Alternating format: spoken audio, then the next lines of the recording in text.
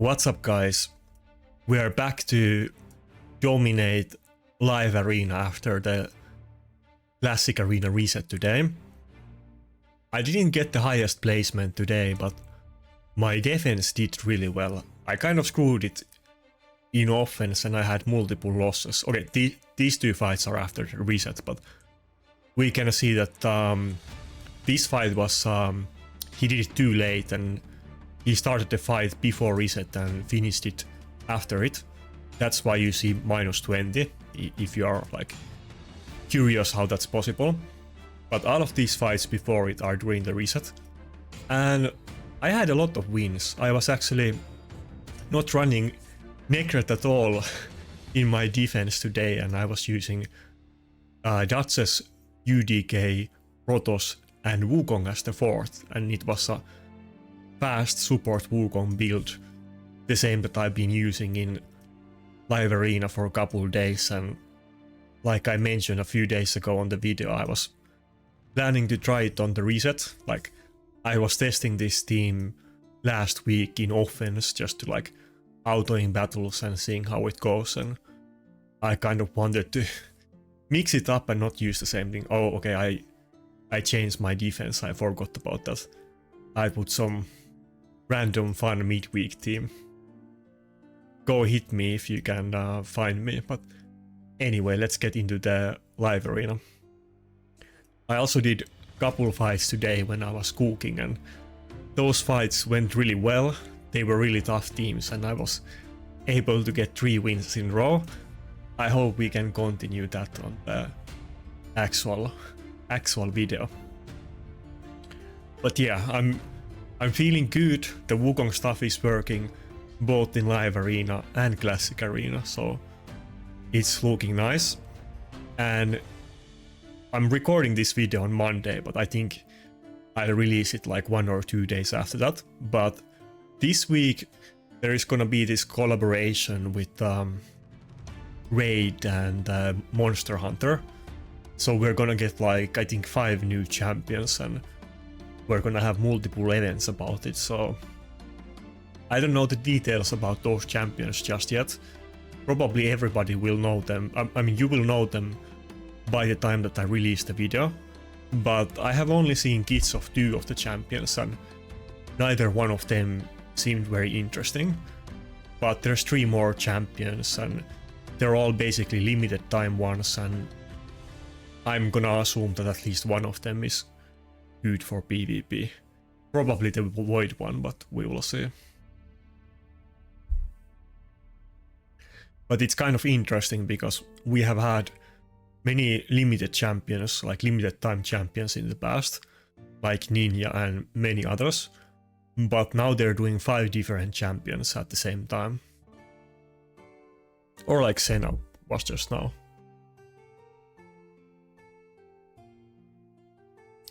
But I'm gonna be away most of this week, so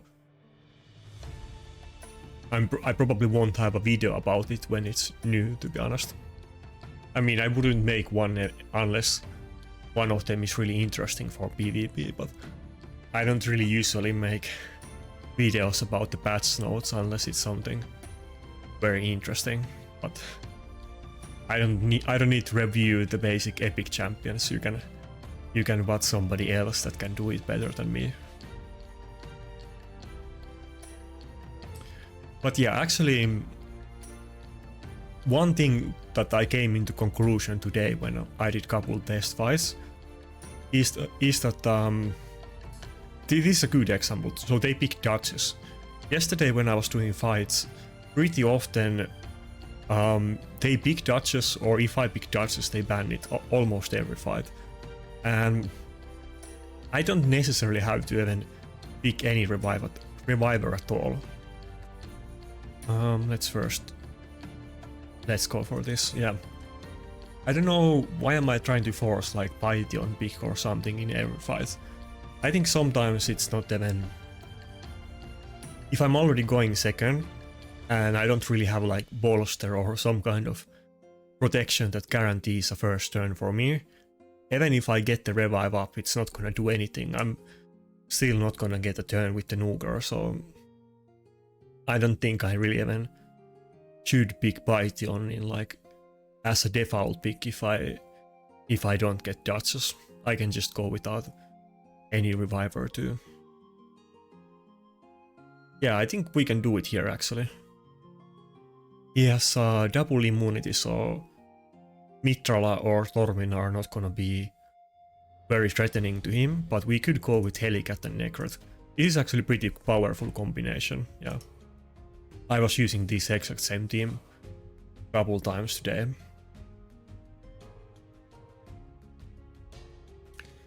UDK Helicat has very good synergy together, and generally if you're against that combination, most of the time you have to ban one of them or you basically lose. There's only Rotos can't deal with it. George is maybe one of the few champions that can deal with it unless you have like buff strip or something. But usually they are forced to ban one of them, and that means that I'm gonna have Rotos and Wukong and my team is gonna be very disruptive. Okay, he didn't ban either one of them.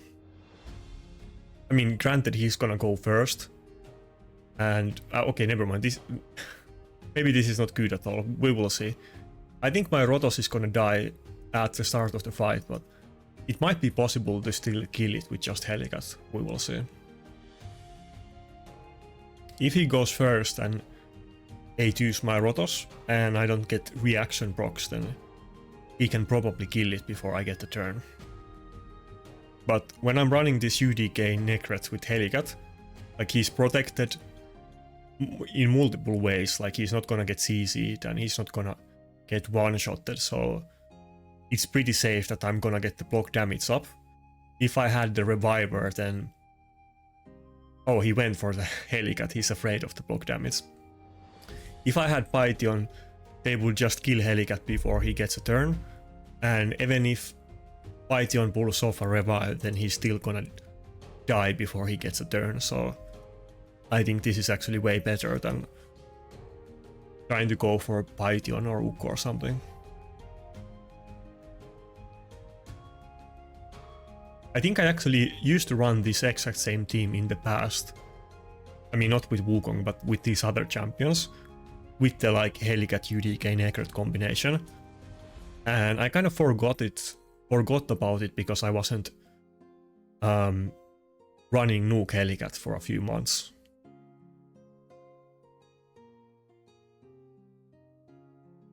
Anyway, let's get into the fights and see how it goes. We got pretty high point opponent. It's almost 5k points. I feel like I used to be very high points and rarely saw anybody above me.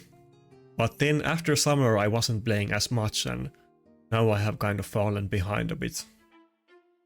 And very often I'm meeting people that are not even a little bit higher than me, but way higher points than me. I don't know if I can one-shot the Duchess, but I guess let's see. I mean, she has defense buff, so that probably was without Helm Smasher proc, to be fair. One thing I was thinking about too is that with the new Merciless set, should I try that, or like maybe you could use that with Rotos and then you're not gonna... You might not even need like rule or anything with it. I don't think I can one-shot the Ronda, so let's go for A1.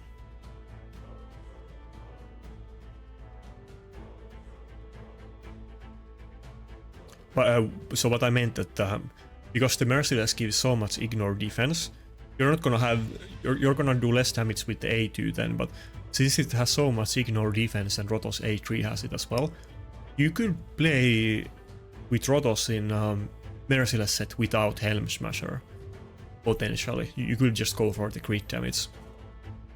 I think that might be an option. I'll have to think about it later, but that's something to consider.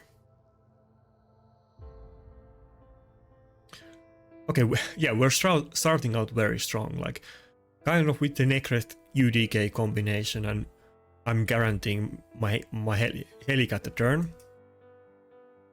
And if I can just get it's kind of what I was saying on the last video, that in many fights Helicat didn't get a turn, and if I just would have gotten a single turn on Helicat, then I probably would have won, or it would have been very close. I mean, this is a pretty tough team. This is not like a B tier team at all. Ronda is actually very meta in like higher levels of live arena, and it's specifically used to counter champions like Protoss and Wukong. This is not like a mid-level team. This is very high-level team that he's using, and we did very well against it with kind of weird setup. I know I'm gonna get flack for the nuke Helicat, but it is what it is. I still I can still do my old gentleman's deal that I proposed many months ago, that nobody has ever taken me up on that offer.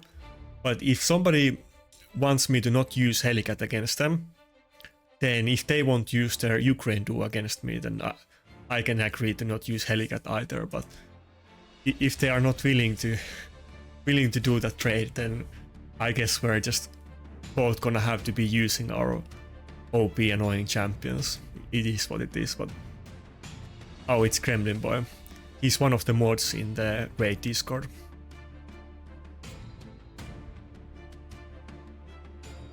But yeah, I mean, I know Helicat is annoying, but trust me, I hate many champions as well. So, and I mean, I recommend you guys to use Helicat. He's a good champion, so you likely have it since it was a fusion, so you can use it too.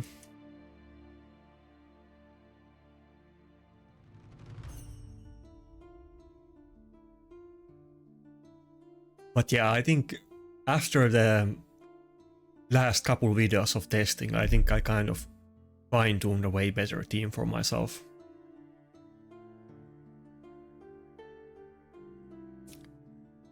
Well, this one looks very intimidating though.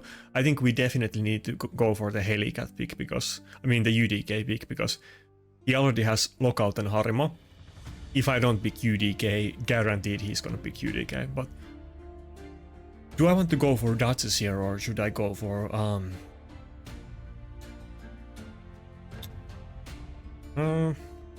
let's go for Helicat and see what he does. I could go for the same setup as last fight, or I could go for Duchess too. I'm assuming that he's gonna go for Ukko or like some kind of buff stripper, and he went for the Ramanto. Yeah, maybe then Duchess is gonna be better option than Necret would be.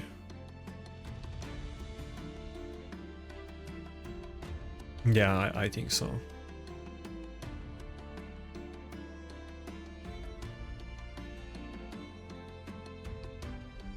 Hopefully my Duchess is tanky enough to take a turn, but at least with Duchess we're gonna, like, well, both of them would have Bolster, but the Necret passive would be blocked by Ramantu and maybe even Ronda as well. But Duchess isn't relying on her passive as much as Necret is.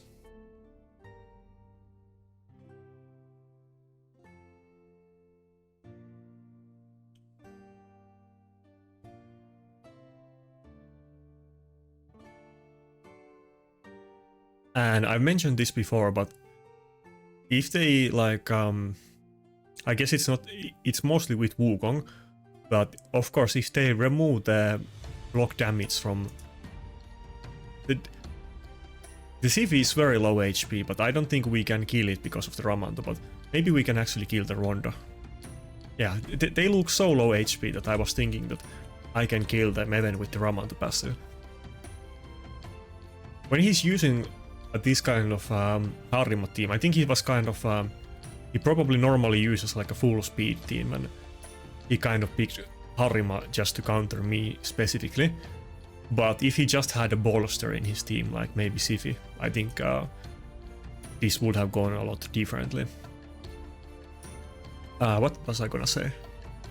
Oh yeah, so when you buff strip the Helicat, I mean not Helicat, when you buff strip the block damage from Helicat, you're still always gonna get the defense buff instantly afterwards, even if it's Wukong that is doing buff strip and block buffs debuff on you, you're still gonna get it. So it is actually kind of okay. Like even if I get buff stripped, I'm instantly getting another protection on my team. So Helicat isn't completely useless against Ramantu, for instance. Okay, we took that pretty well. I mean, Helicat didn't do much in this fight, to be fair, but we did do it. Damn it, if I started, if I was making video earlier when I was doing test fights, I would be at 5-fight win streak, but it's only 2 fights. We can count the 3 fights that I did off video.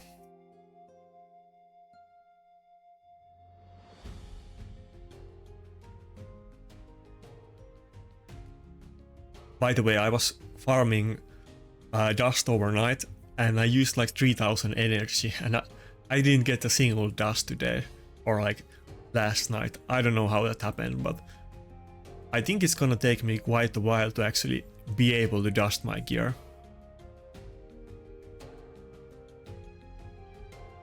The items are so rare and I'm still gonna need like hundreds of it, so it's not gonna be instant switch for me, even though I'm sure some other people already like did farm hundreds of it, but I can't do it that fast.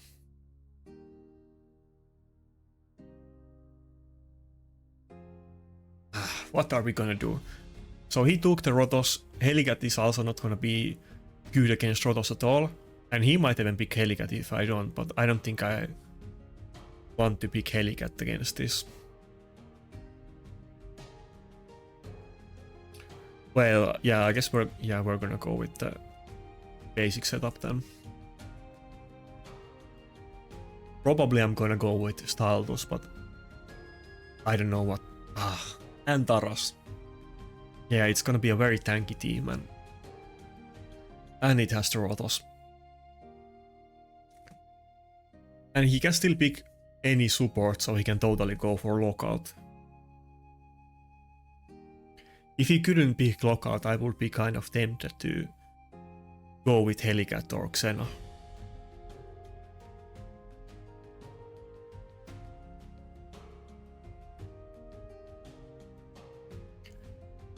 Should I still go with Xena?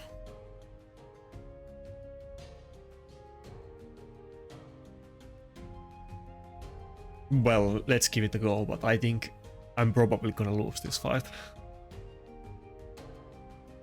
Rotos is super strong champion and I definitely rely on him a lot. Oh, he went for Mariska.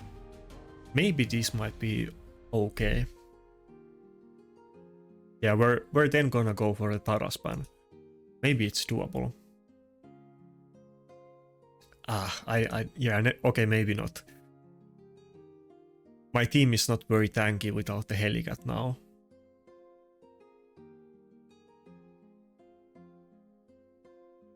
But he can weak hit on me, so maybe I get very lucky with those.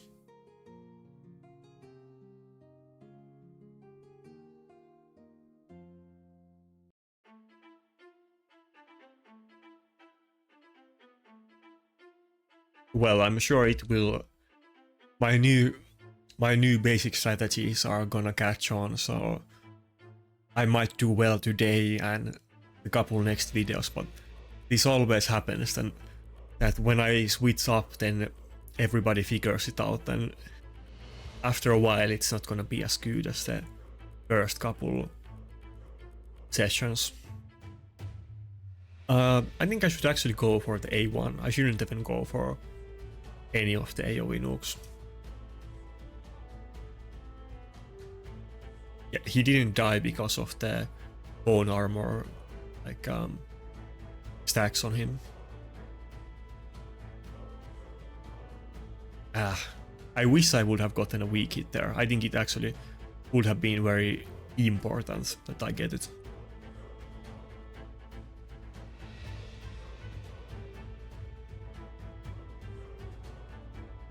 I don't see how we could win at this point.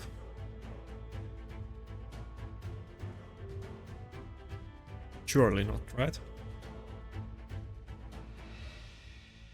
And we couldn't even one-shot his revivers. Yeah, I think it's I think we're done.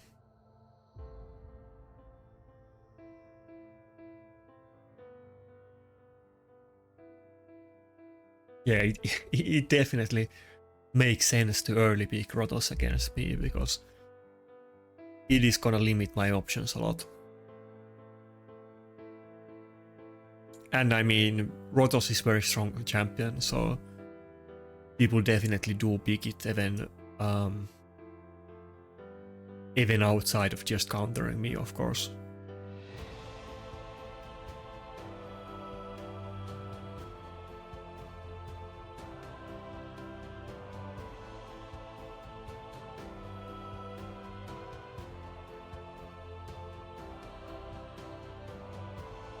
Maybe we would have a chance if Staltos didn't die to the first hit, but I'm not even sure. If we both had Rotos in that fight, I would have definitely been in good situation, but it's not possible.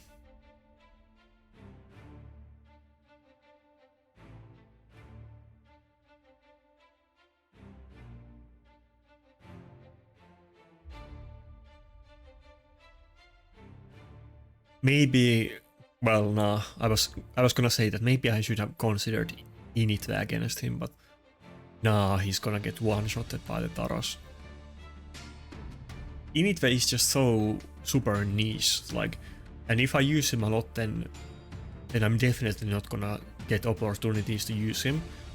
But I think the best way to really use Initve is that you need to have a speed team or 2 gen, and then you need to pick him as like a late option when you know the enemy team.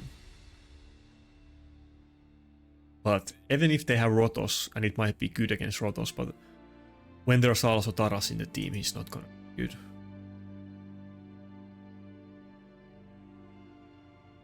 I probably should have picked Wukong and Rotos, to be honest. Not Wukong and Dustus.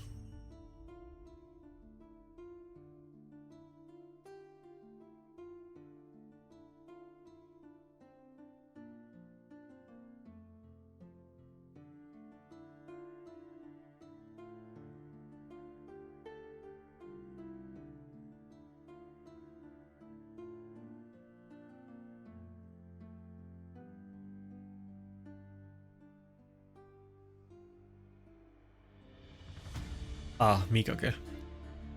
Yeah, I don't have her yet, and actually we're gonna get events this week where you can get the epics that you need to fuse her, so look out for those. I should probably try to get them as well. We will see how much how much shards I have to pull to do them. Maybe I'll just wait, we will see.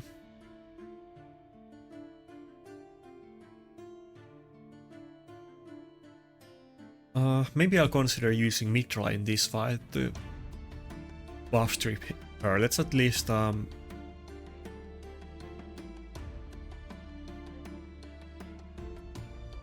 should I pick 2 Nukers right away?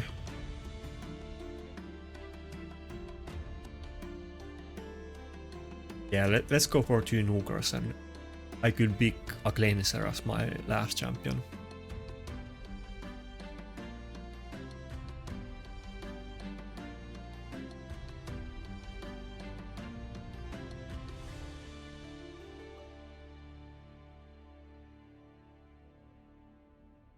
I'm sure my Arbiter isn't faster than his Siphi or Mikage, so he's definitely gonna go first.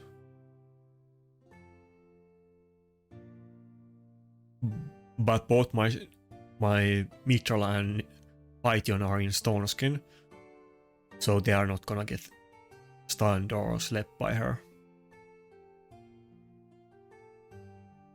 I'm really looking forward to get more of those stone skin accessories so that I could make some 4-piece bolster and 4-piece stone skin sets, or 4-piece savage and 4-piece bolster. Ah, damn it. The Lazarus is of course very good counter for Wukong. Damn it, I don't know what to pick. I guess we're just gonna go for the draw. Okay, now who am I gonna ban? Should we actually ban the Lazarus? I think so. I think so. We could of course ban the Xifi too, and if he doesn't ban my Mitra, then that might actually be kind of good for us. Should I do it?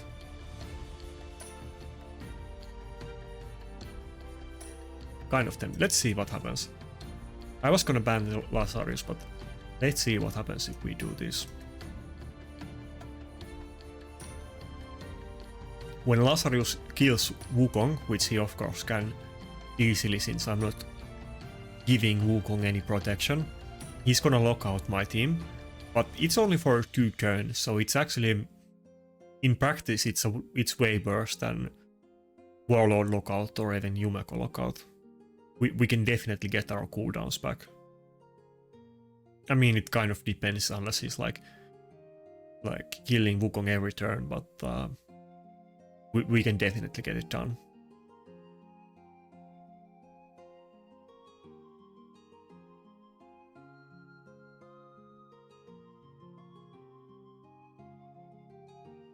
Okay, I think we're good. I think we're good. Even if he, like, yeah, he kills Rotos. Wait, Duchess didn't get locked out. I didn't see. Did I resist, or shouldn't I have gotten locked out, or is he in the wrong form, or what's up? Well, in either case, even if Duchess did get locked out, Mitra definitely wouldn't have, and I think we would have gotten Rotos back, and we would have been fine. But at this point, he doesn't have cleanse. I'm pretty sure Lazarus doesn't have cleanse. I think he has some support skills in the other form, but I don't see how he can make a comeback anymore. Oh, again, it's a resistance UDK. I'm kind of surprised that so many of UDKs are running high resistance. Ah, damn it. Well, maybe it's not over yet. I still need to get turns on Rotos, but we're also gonna be very annoying to him and permanently petrifying him. But I guess he can kind of get rid of the Hex pretty well with changing the forms.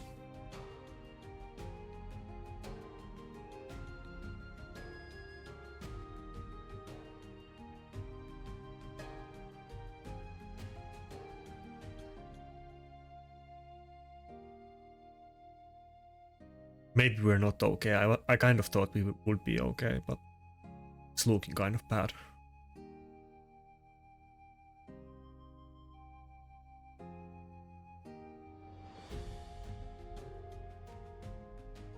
I think Harima has AoE. If he doesn't and Mitrala gets next turn, then I might actually be fine, but if Mitrala dies,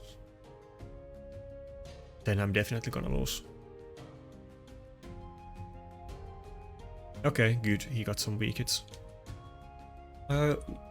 We might still have a chance.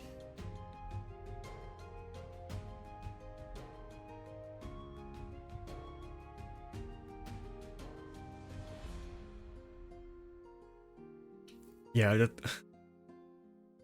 him getting cleansed is an issue. Oh yeah, it is that's the Mikage passive. I totally forgot about that.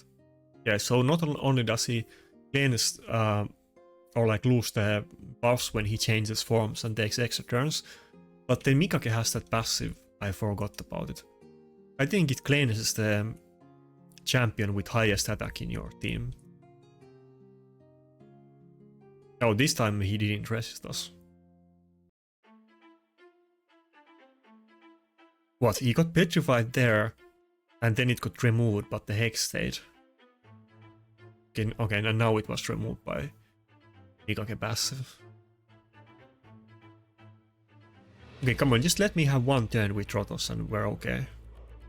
Let's do preemptive strength and maybe he can survive.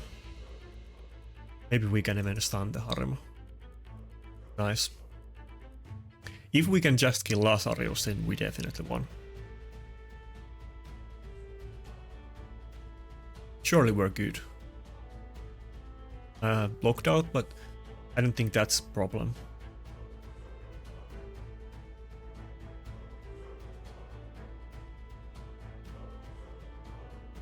Definitely not the easy fight. Yeah, maybe we're still in trouble. I mean, he has the UDK. Oh. We got taunted. If we didn't get taunted there, maybe we could have killed it with the A3 and got the next turn if we didn't weak it. But looks like the game still isn't over and we're in trouble.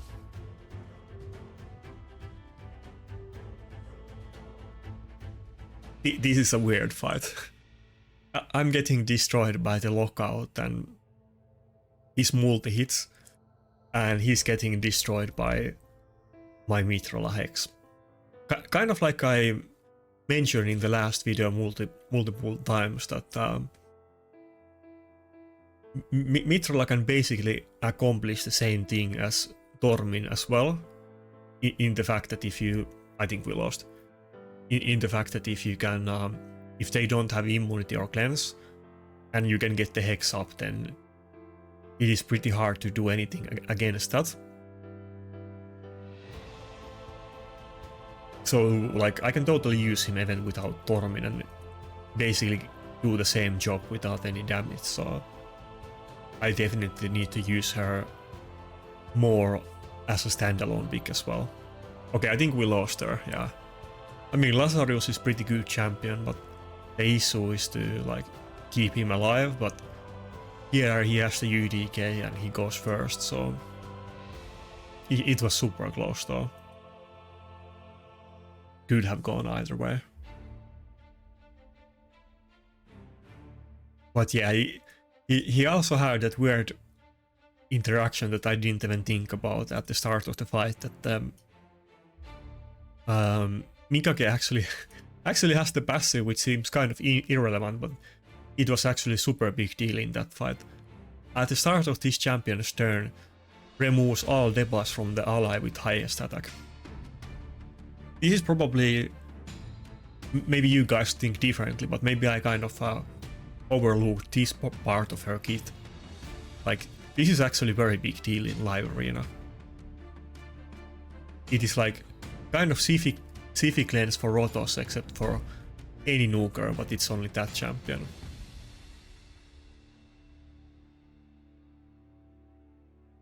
I guess also if you're running like HP or defense scaling nuker, you might be able to try do some weird stuff that you're maybe your Darts is the highest attack champion, but probably nobody's gonna try that kind of weird tactics. But I guess it's not gonna work as a cleanser for non-attack scaling nukers. Oh, we're isn't that Boots or? Let me double check that it's him.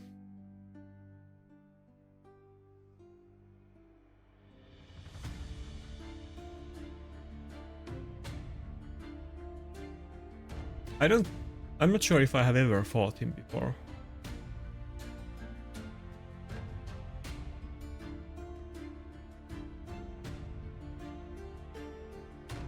Yeah, it's Boozor, okay. Interesting.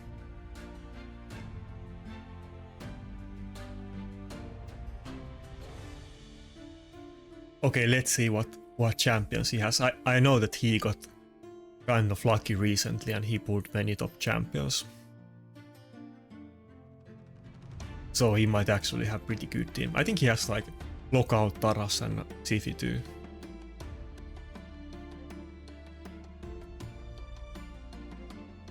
And Harima, of course, he has Harima too, yeah. It is good to I don't really usually remember the champions of everybody, but it's nice sometimes to remember what they use. But I know definitely Harima is his like one of his main champions, and he has Taras and Harima, so probably he's gonna pick both of them.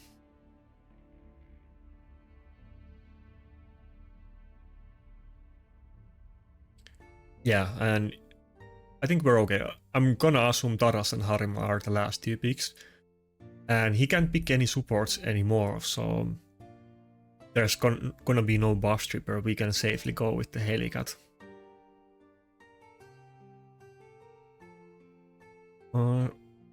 Are we still gonna go with the Duchess?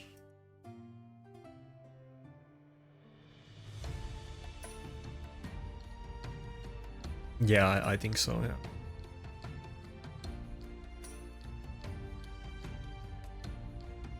But I'm gonna go for the Warlord ban, and I don't know who is he gonna ban. Maybe my Helicat? I might have like a bit of hard time if he bans Helicat, but I could still like polymorph the UDK, assuming that he doesn't resist me, and maybe I can kill off the Harima when the UDK is polymorphed. I could also go for a third nuker, but I don't think I'm gonna do it. Should I do it?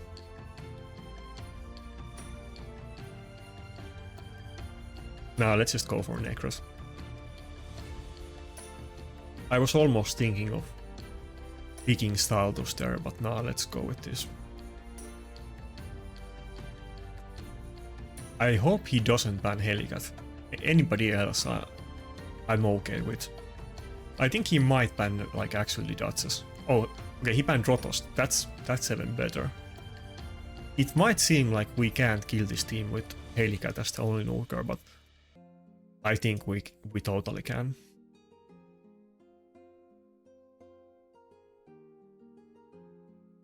That is the beauty with the Helicat nuke build, that on normal situation, like he doesn't hit as hard with a single attack.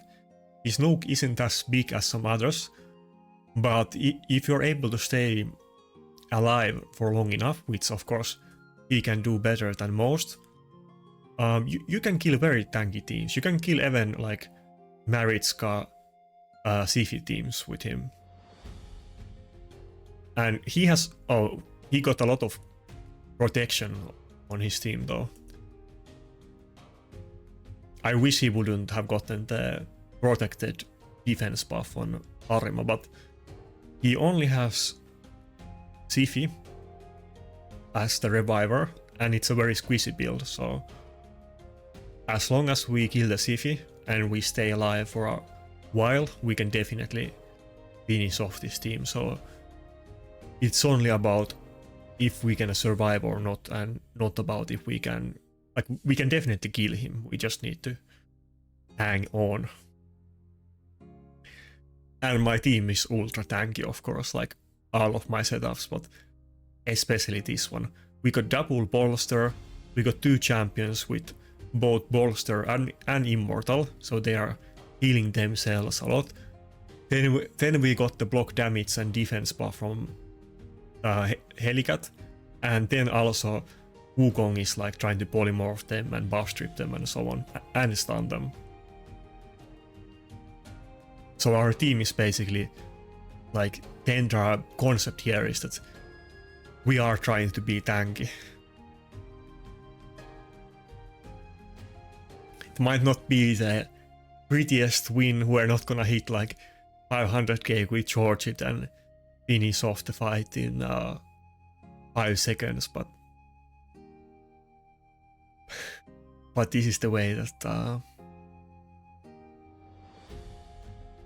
the way that we have to go. I mean, it's possible that he could nuke me hard outside of the block damage, but I think I'm good. He doesn't have any other CC than like, I mean, he has some CC, but there's no like buff strip or that kind of stuff.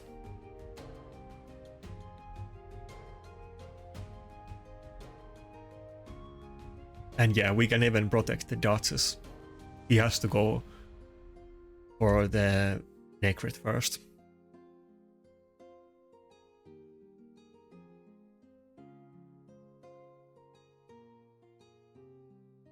His team is pretty tanky though. I mean, let's see if he doesn't look that high HP, but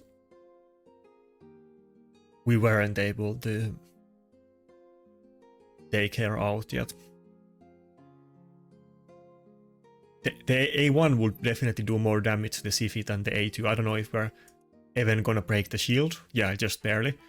But I wanted to give Necret the protection instead.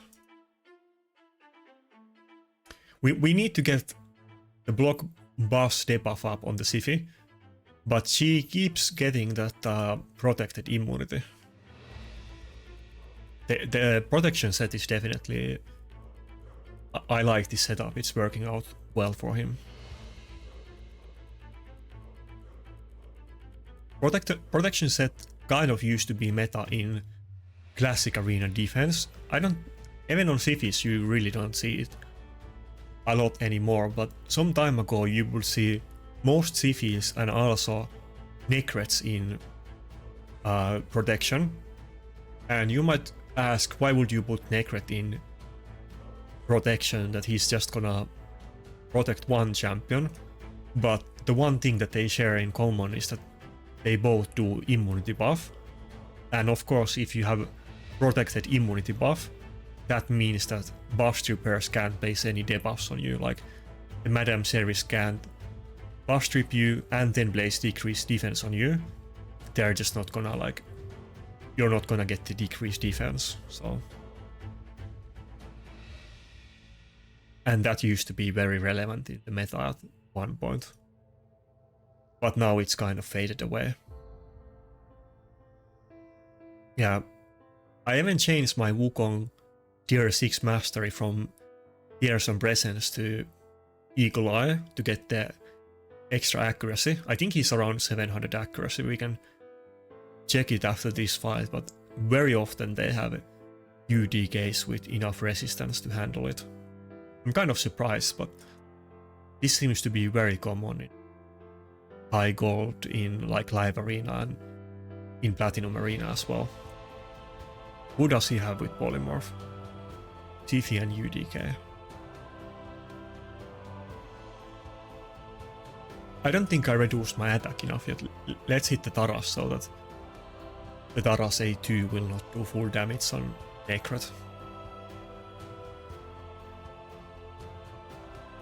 Damn it, if I just would have gotten one more counter attack on Siphi, I think it would die, but nobody has it now, and I think by the time that I get the next turn with A1, we don't have enough damage to kill her.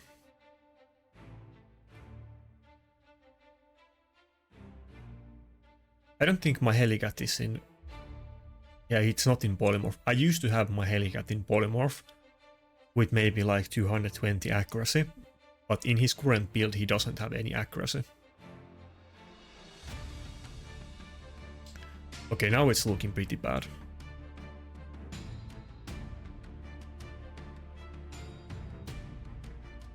We don't have any immunity or protection on Helicat. I think the Siphi is gonna... Yeah, he's gonna take a turn before Helicat would have. Let's not go for revive yet, because there's a good chance that Helicat is gonna die before he gets a turn.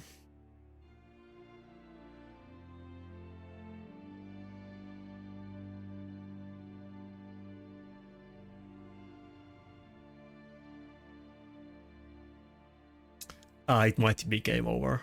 Yeah. Not looking good. If he weak hits now on the... Never mind, okay. I thought the Harima was gonna go before my Duchess.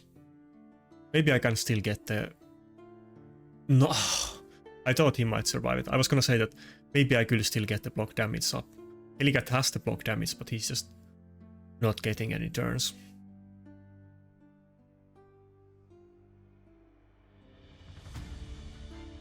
Okay, it's game over. We lost to Boozer.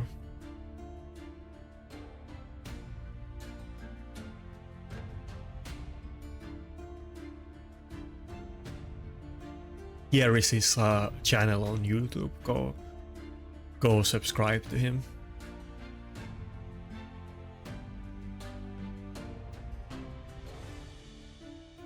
Also does arena content like me.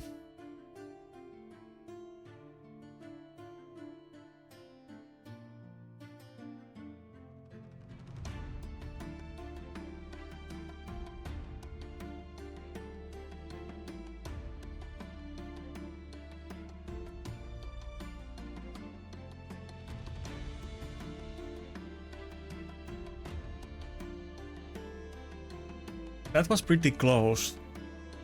I think I can definitely upgrade my gear. I don't know if it actually would make any difference, but we can get the Helicat a little bit faster. I mean, with max clips, and if I get the Ascension switch on Helicat's boots, I think he's like 250 something right now, but I could get him up to 292 speed, so even if I don't go for like max clips, I can definitely get like 20 more speed on him in the near future.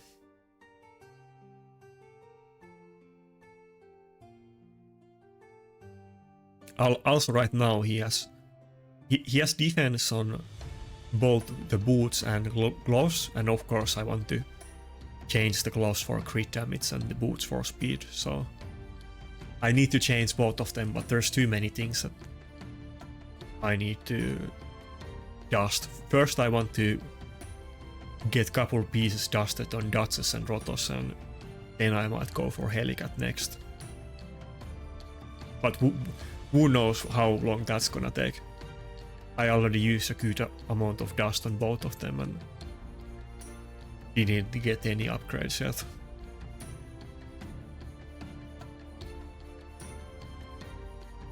Also, I don't remember when was the last time that we had Bolster Forge Pass. That's basically the only thing that nowadays I buy in Raid. I think we had Bolster Pass twice last year. It might be time that we get it again soon. I don't buy anything else, but Bolster Pass I'm gonna buy when we get it.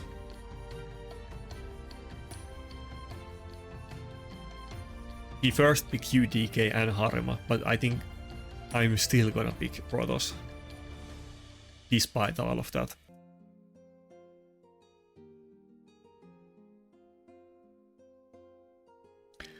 But yeah, I noticed recently that like Final Kenpachi and Bootsor and all of these free-to-play players, they all pull like not one but multiple of top champions in the last couple months. Maybe even like 3 or 4 or something. Like they got multiple of them.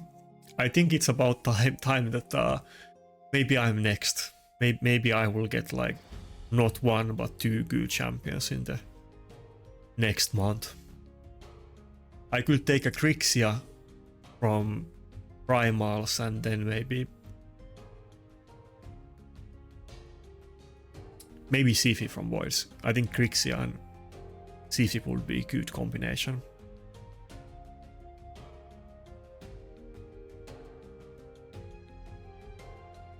Are we just gonna go for the...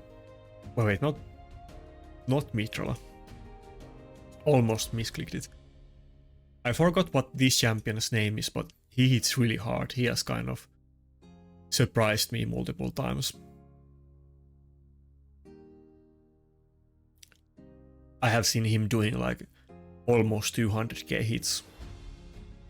Even though I don't think he has ignore defense on only on his A1 on the form that nobody uses, but I don't think his main skills actually have any defense ignore. He just has passive that gives him damage and I guess high multipliers. Okay, Ukko, it's gonna do basically the same thing as the Wukong, that we will still get the defense buff up, but we do want to get the block damage. so that we can do some damage. So actually, we're gonna go for the Ukko ban. Looks pretty hard matchup though. He has a very tanky team. I don't know if I can do this. It's about time that we could get some like couple free wins in between all of these very hard fights. Okay, that one didn't resist me. Also, I really need to dust my Wukong's chest to get accuracy on him. Maybe that little bit accuracy would be enough. Oh yeah, I forgot to see how much accuracy I have on him. I said that I was gonna show it.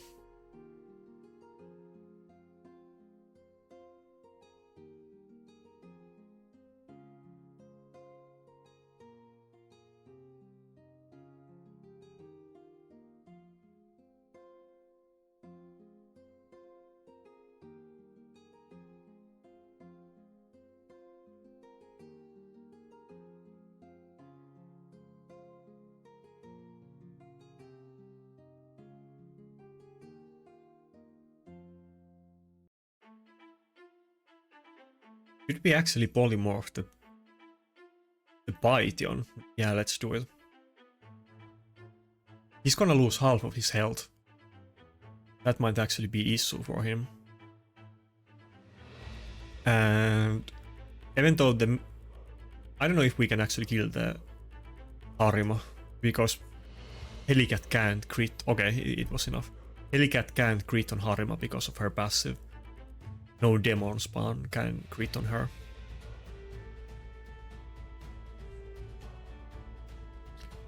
Okay, if we crit on the Nakarada, I think we might even be able to win on the next turn. Okay.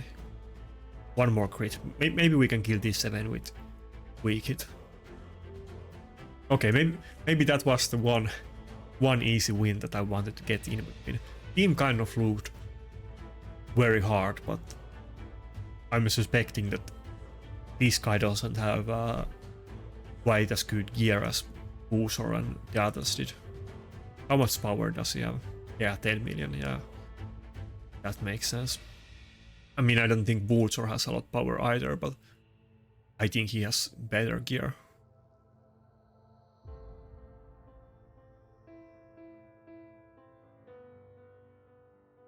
Okay, so we're 3-3 today.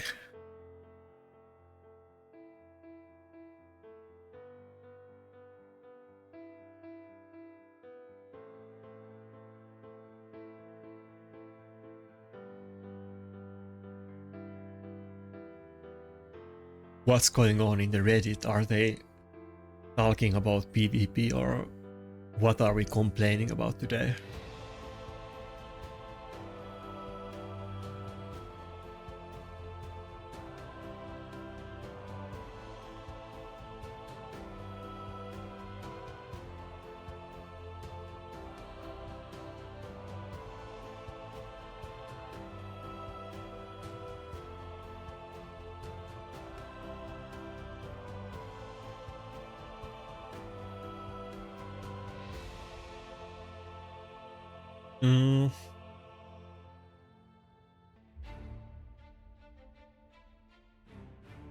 Yeah, we're just gonna do the same old.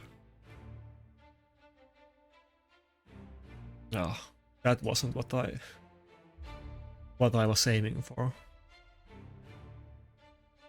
You can see my desktop is full of all of the billions of thumbnails. Why is this so hard?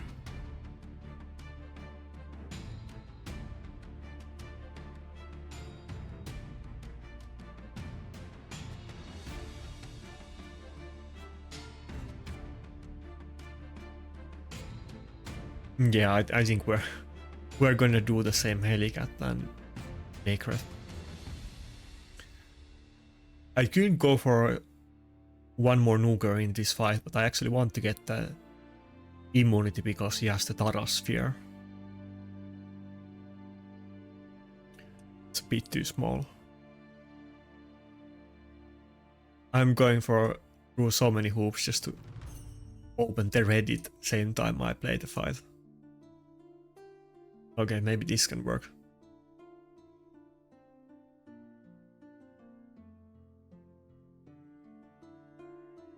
Okay, I'll go back in full screen in a second. I want to see what Reddit has to say.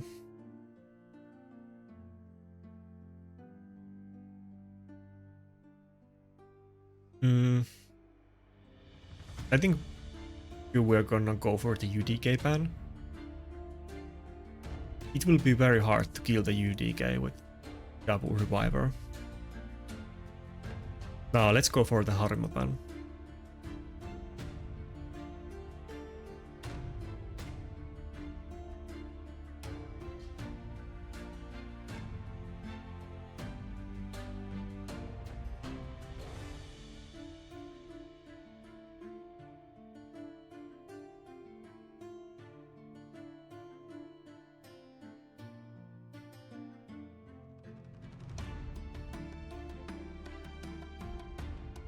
By the way, shout out to Biohack. The Blizzard team is very cool. The Sand Devil is pretty hard content, and it's nice that there is a good,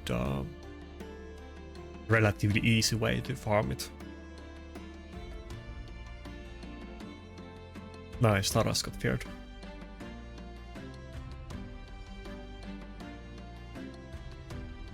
Okay, looks like there isn't a lot of stuff going on except this.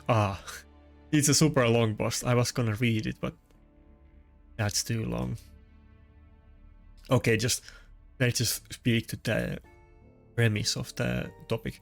Cursed City really highlights just how many useless champions there are in game, and then there is like a post that is too long. I'm not gonna read it, but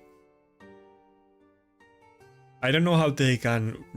I mean, I agree that there is most of the champions in the game are not relevant, but of course with so many champions being in this game, it will be very hard to have a lot of them be relevant. So, but I mean, the one thing that I have been saying for a very long time, which I know that Larium doesn't like, which I have been trying to push, and they don't want to do it, but I think you can't really, like, if you want to make more champions viable, you're not gonna actually do it by, like, they are not gonna buff like 200 champions, or not even buff, they would like have to rework many champions, like all of the old champions and so on. Of course we need some buffs too, but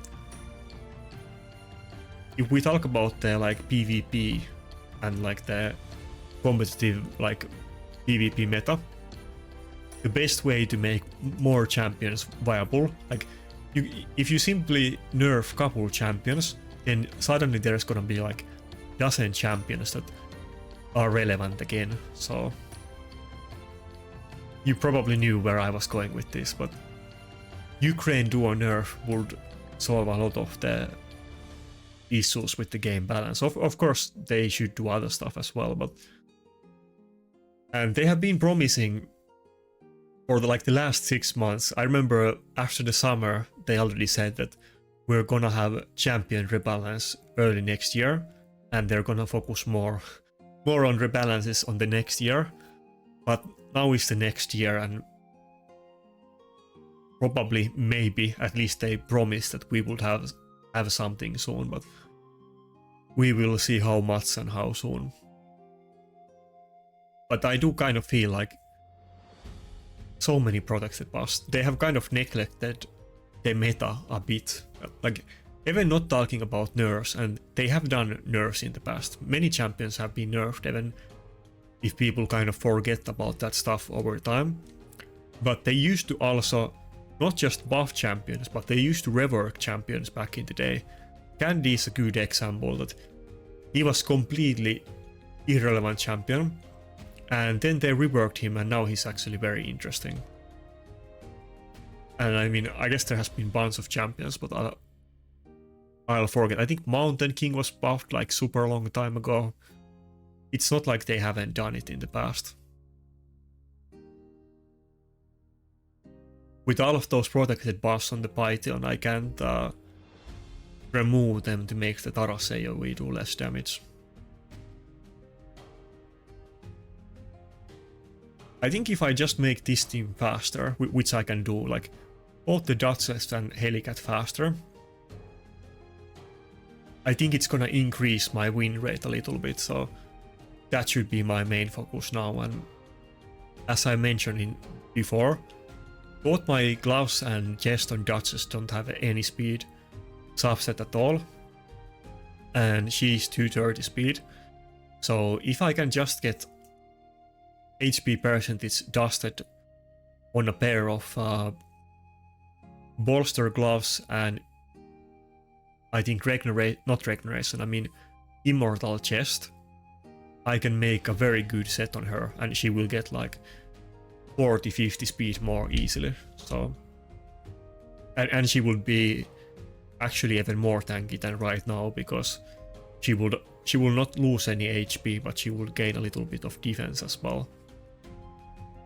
So it's totally plausible that I could get 40 speed on both Duchess and Helicat, and I'm definitely focusing on trying to dust speed on them, but maybe I should actually also even consider using some 6-star clips, speed clips on some of the better gear that they have. I'll have to look into it, but I think I do have some 6-star speed clips saved, and I was kind of saving them for the I said it before in the video, whatever is the new Merciless set, the new nuke set. I was kind of saving it for Merciless set and like new content in general, but probably some of their best pieces might be worth using 6-star clips on. At least definitely I'll put it on the Duchess chest and gloves as soon as I get them dusted with HP percentage. But then I can get like 280 speed Duchess that is very like 150k HP. So maybe I will get the immunity buff up in time in some of the fights, or I would have gotten the revive up in time, and maybe I would have won maybe one more fight today. Who knows? Not that I really have anything better to use my loops on, so the Helicat thing I'll reconsider. I don't know, even though Helicat and Harima and Ragas, they are all good for live arena, but defense scaling champions don't have a champion like Protoss or Taras or Georgid that is super relevant on Platinum Arena, so I'm kind of hesitant on using my 6-star speed clips on defense snooker pieces, but I'll at least consider doing it. We will see.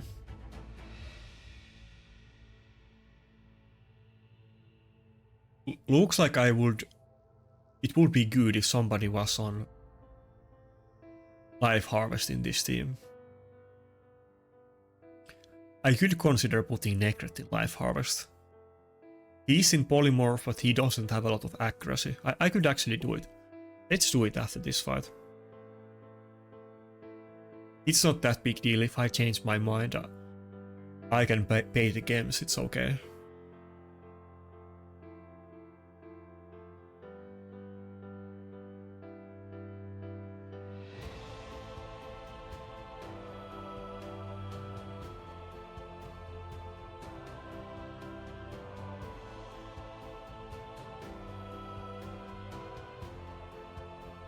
But yeah, I do like this team setup a lot, and I do recommend you guys to try it as well.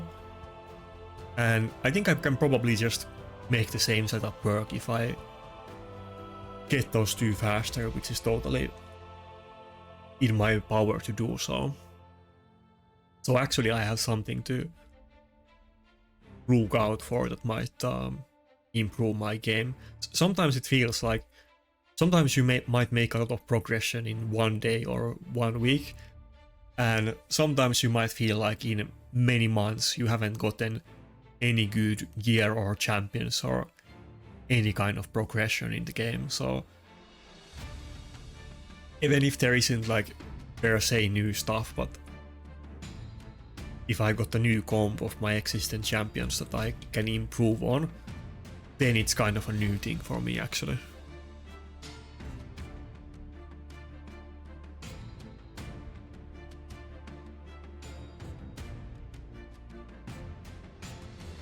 Yeah, his team is very tanky, even those Elvas are not quite as tanky as Duchess or City, but you do see them a good amount in live arena, and they're often paired with champions like Harima or Taras, because they provide a lot of healing and buffs, so they can be very annoying. And when he has both double reviver and UDK, it is very hard for me to finish off this fight. At least he doesn't have Maritska, so Taras can heal his destroyed HP, but it's not super easy when I have the block damage up, so he's not getting it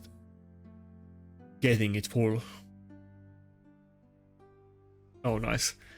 I thought he was gonna die there, but him actually not dying and getting stunned is probably better. Oh, okay, never mind.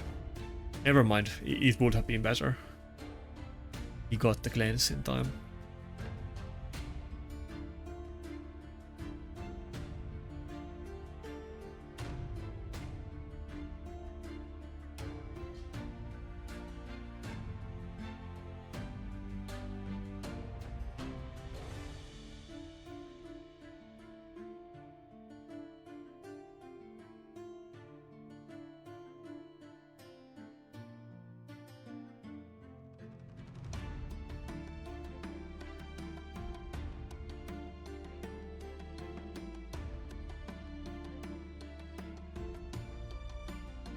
Come on, let's get a win. I'm hyping up my new defense team up a lot, and I'm not even getting like massive win streaks, so we can't lose any winnable fights anymore. There were so many close ones that we end up losing, so we should win some fights that shouldn't be close for us.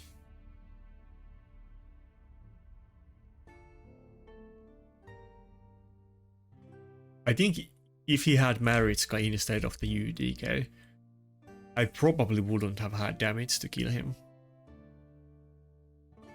Not that I see people picking triple reviver a lot though.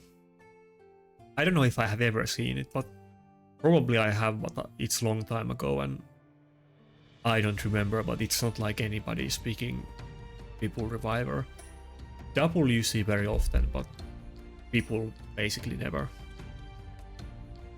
Usually you're gonna at least have some kind of utility champion like Lockout or Necret or UDK and so on.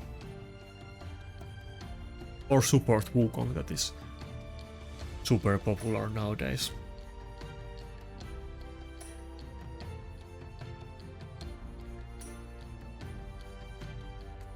Come on, just get the win. If we had Life Harvest on the Necret, we would have definitely won this fight, so after this fight I can't forget that I need to check the accuracy on the Wukong and I need to put Necret on Life Harvest.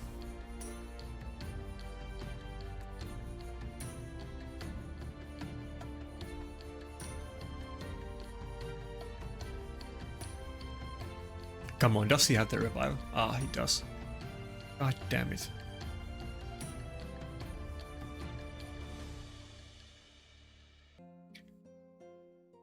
Yeah, let's put the immunity on Helicat. I don't want him to get scared or something stupid.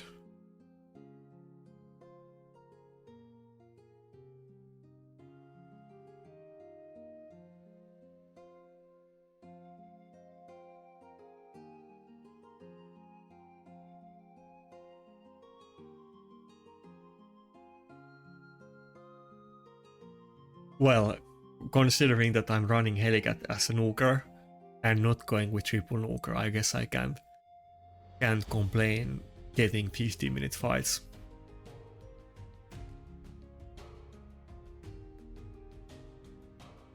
But I'd rather do 15-minute fight and win than lose, so it is what it is. As you can see, Helicat is doing very good damage. It's not like his damage is horrible, but he has very tanky team. It's not like he's doing Protoss damage or Taras damage or George damage.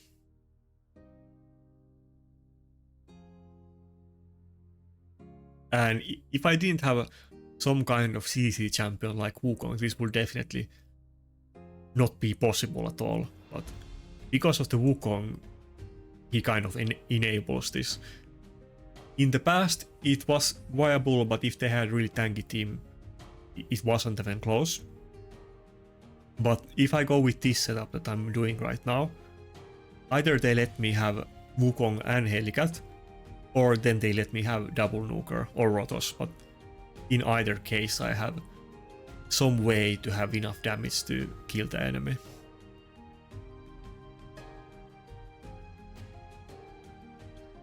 And people do like to ban my Rotos very often, so I do need alternative option. And my other alternatives are not tanky in the same way as Helicat is. If I had Taras, then probably I wouldn't, or like Taras or Harima, then probably I wouldn't use Helicat. Or like I would basically replace him with them. And maybe I would still use him, but in a support build. But until then, I think this is the way to go. Should I go for a nuke instead of the block damage? I have defense buff up for one turn. Maybe let's go for the nuke. Maybe we can even kill the Python. Ah, so close. Not quite enough.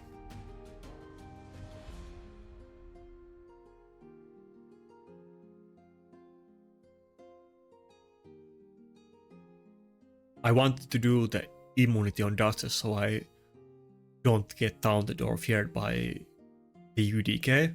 But maybe if I did A1 on the Python, it would have died before it got a turn, so that may have been a mistake.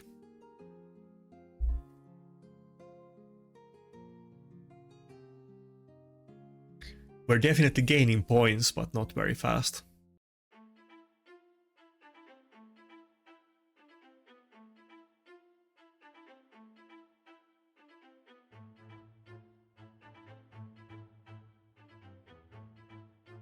This guy is basically running the same kind of stuff that I am. He just has insanely tanky team that is like slow go second.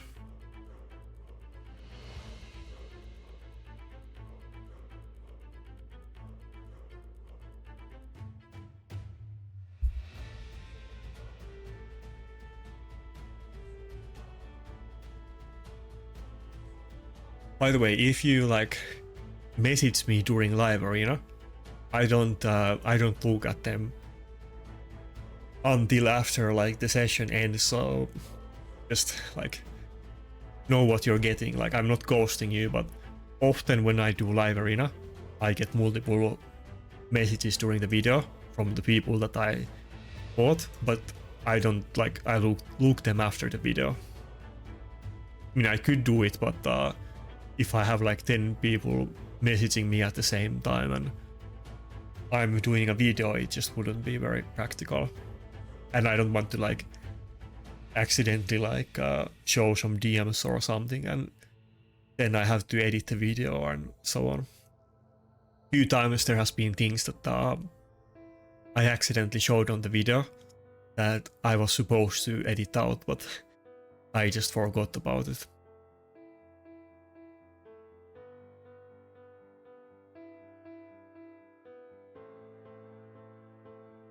Yeah, we really need to remember to pick the life harvest after this fight.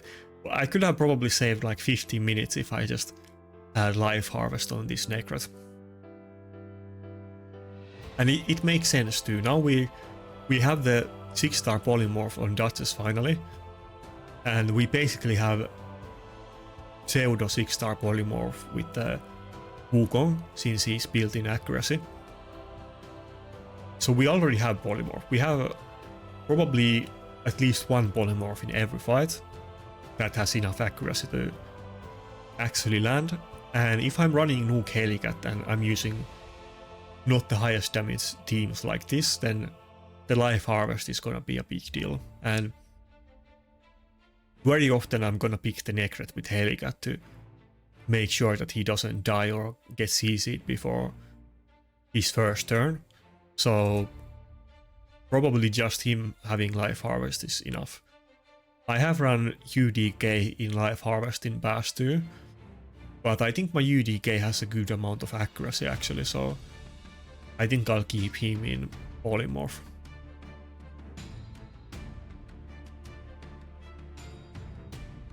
I could run both of them in life harvest too, but I'll consider it, but for now I'll just keep Necret in it.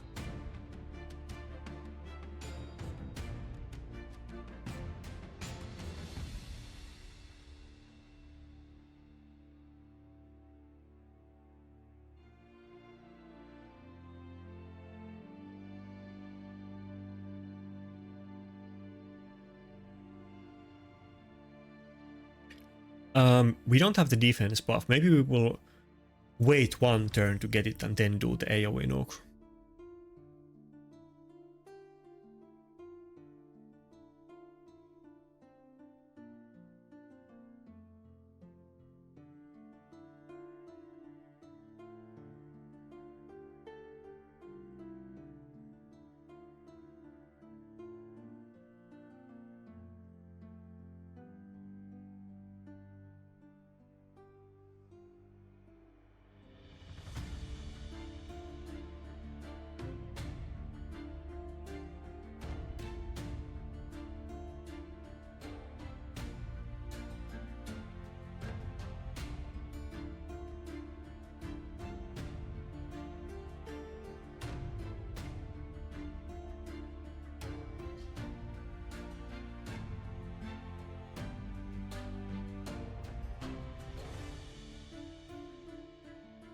I could be sneaky here and just A1 the Python, since Elva just used the revive, but I want to go for the AoE because I'm definitely going to do the block damage on next turn.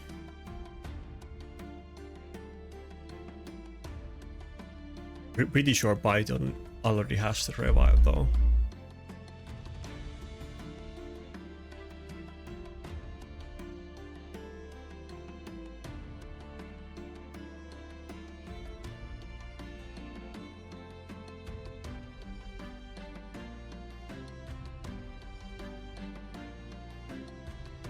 The Elva whale can often be very annoying actually. Even though like, it doesn't sound that OP, but very often she's able to protect the right target and be very annoying.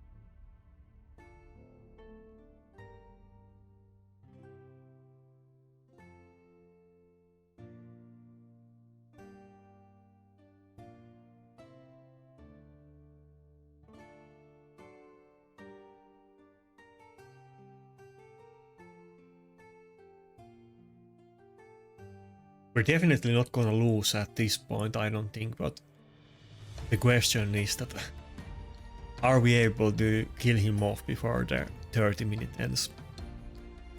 I think instead of the 30 minutes there should be some kind of like sudden death timer that after, it could be even a lot less, maybe let's say after 10 minutes or 15 minutes or pick a number.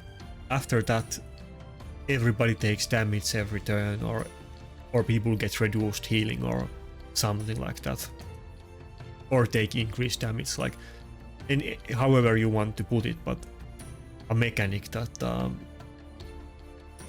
that it would be impossible to stay alive endlessly. I think that would have been way better option than just making it a draw at 30 minutes. It doesn't happen too often, but I mean, it definitely does happen to me sometimes. And I've definitely learned my lesson. Oh fuck. I definitely learned my lesson in this fight that we need to go for the life harvest Necrot.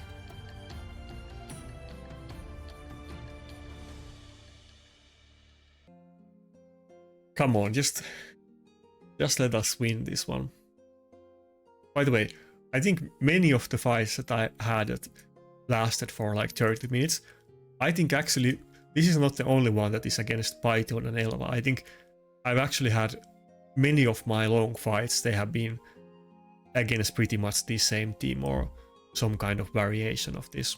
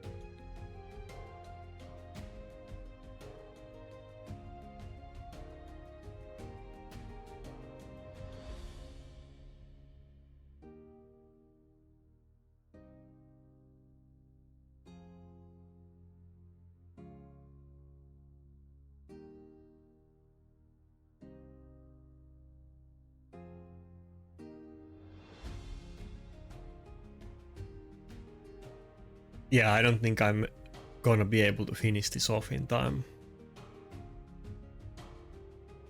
I'm getting close, but there is too much healing, Tim.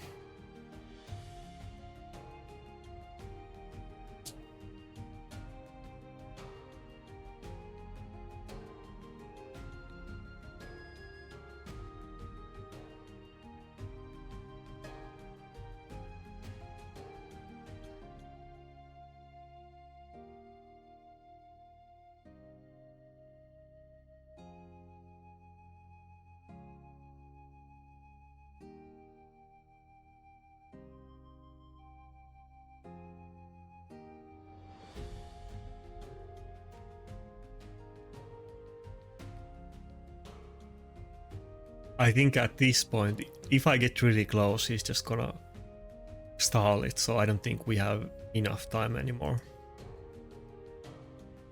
Ah, I wish the Python would have died there.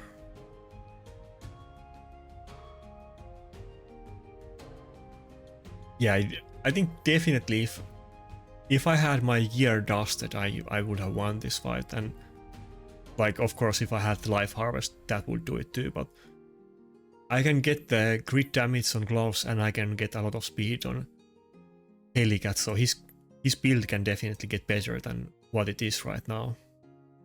Oh yeah, this could also be a way for me to win, but it's too late now. If I would get some refresh procs on the right time, but I think it's too late. And I would have to kill like the Python first and kill it twice, because he's the one with the AoE revive. If I kill Elva first, he's just gonna get like the entire team is gonna get revived, so.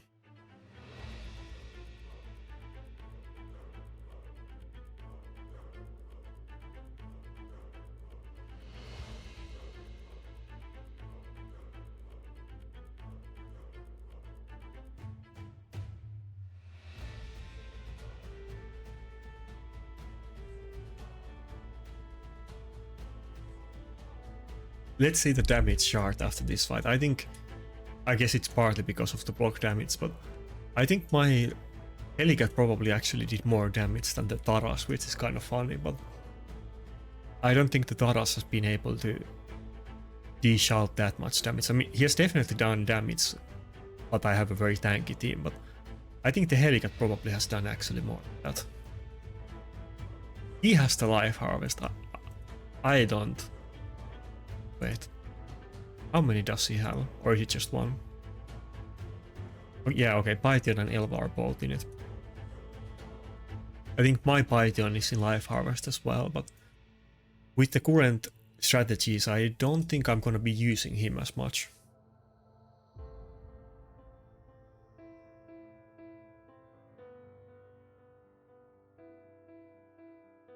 My Duchess is too tanky.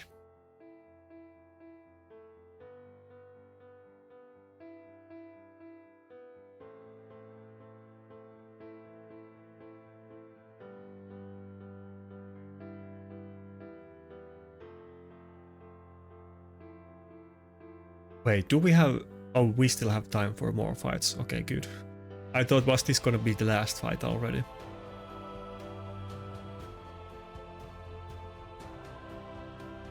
It's okay. It was a harsh 30-minute lesson, but I know now that I need to get the Life Harvest, and next time it will be okay.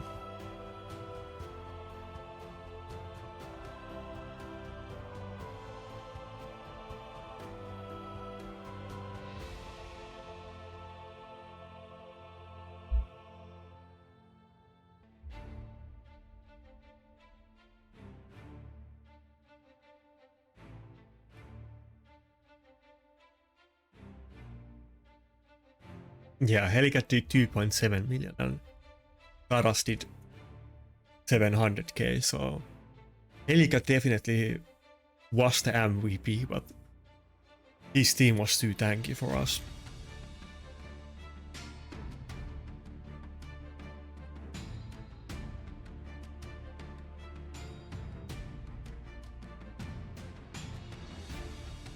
Okay, so we're at 698, almost 700 accuracy.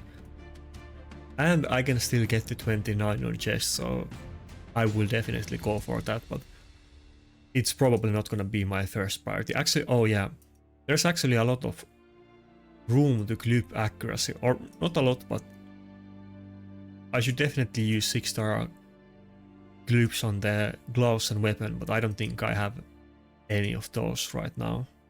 Okay, I do have one. Let's use it on the other one.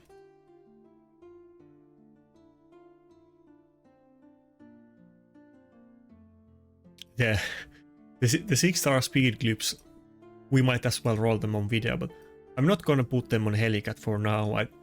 I can definitely clip his speed a decent amount, but maybe I'll do it with 5-star clips.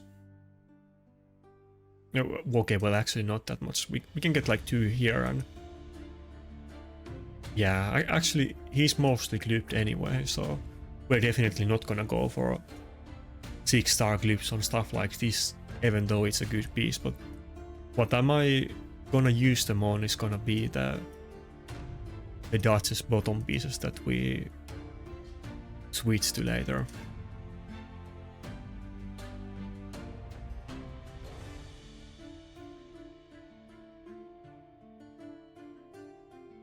Yeah, these two are gonna be the pieces.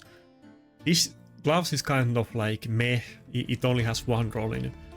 Speed, but it has both speed and defense, and honestly I'm kind of willing to use a 6-star speed clip on that, even though some people might think it's retarded, but on this video I might as well roll one 6-star speed clip on this one. That I definitely do not mind, since I can get the HP ascension now. Just a matter of okay, 7, that's good. Okay, fuck it, let's see what we get on the gloves. Hopefully this will also be like 1 and done. Yeah, let's see. Let's get like anything more than 5 is fine, or good. Okay, I'll take it. Probably I won't use another 6-star clip on this. 5 is still good. I mean, we're definitely gonna get a lot of speed from this. Yeah, it's gonna be like 270. I think I can get a little bit more. Like now it's 5-piece bolster. I will also change the weapon to immortal, but I'll get a little bit more. But it will be 270 something, and maybe I'll let's see. Am I gonna clip something else?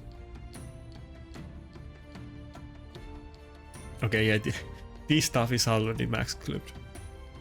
Yeah, it's not gonna be anything else. Yeah, okay.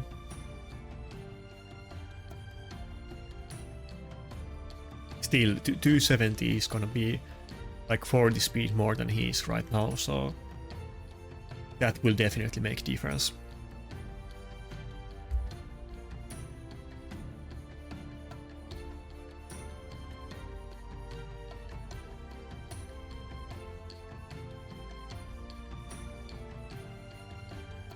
And who knows, when we get those new Monster Hunter champions later this week, maybe they will change the meta.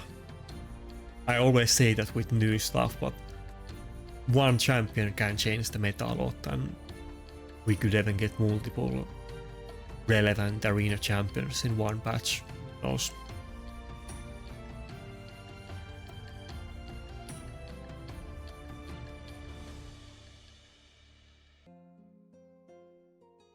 I'm still automatically first picking Duchess, even though I set my mind that I'm always gonna go for the Wukong first pick. Can't change my bad habits. I think I maybe fought this guy earlier today. I think maybe one of the 3 fights I did off video, it might have been this guy, or then it was somebody else in IPR around the same points. But maybe it was him.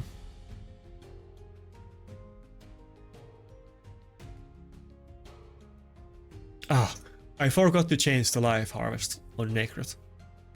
Hopefully I will remember to do it after this fight.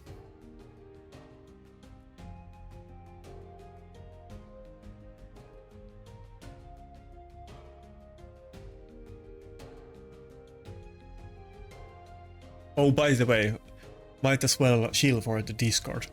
I do have the Discord.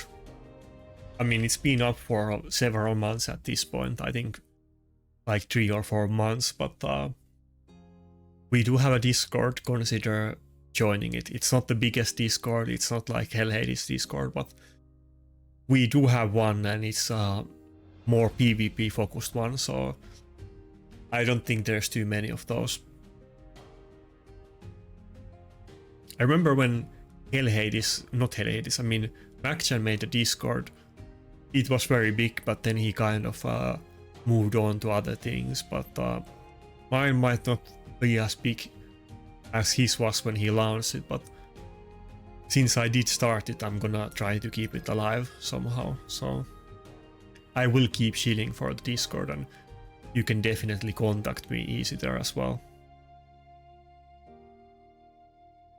Are we gonna go for the no Duchess team? I think yeah.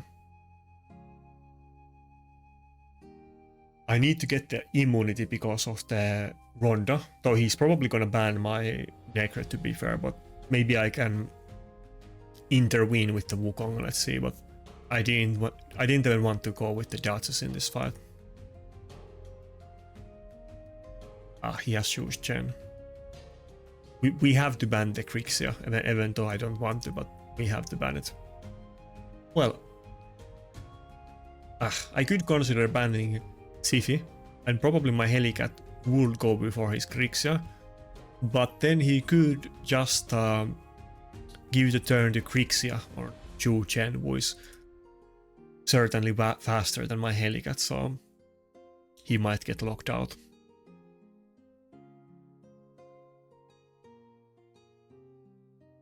Yeah, I don't think we're gonna get anywhere in this fight unless he opens on Rotos and I proc reaction.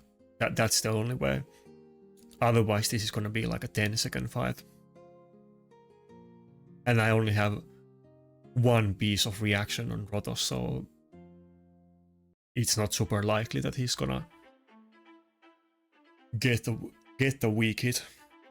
I mean, maybe it's even more likely than not, since Nakarada is gonna UDK is gonna take one hit. Wow, that I wasn't expecting it to do that much damage. We got feared. Maybe I could have killed the Siphi and Ronda and made a comeback, but okay, now we definitely lost. I wasn't expecting my Helicat to get one shot, but I'm sure he has very well built Ronda. I mean, the A3 isn't, it's good damage, but it isn't like the A2 or other hard hitting skills. But was it the +4? I can't see it now. It may have been a fully empowered Ronda. I guess that's not super uncommon, because I think you need like Cillian the Lucky to empower Ronda or something.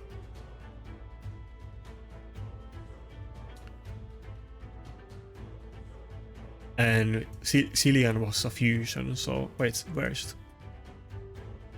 He was a fusion, so everybody... Okay, I guess Ronda is in my vault.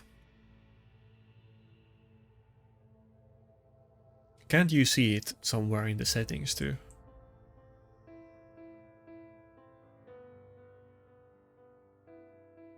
Yeah, Cillian empowers it.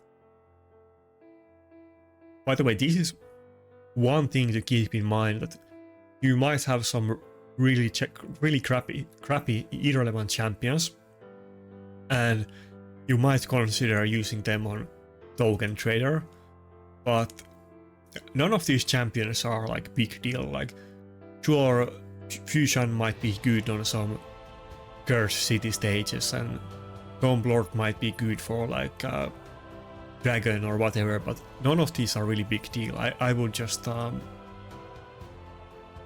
keep all of your random crappy champions, and they might get buffed, or maybe they're gonna release some new champion that... Wait, how can I not find it? Maybe they're gonna release some new OP champion that you can empower with the old ones.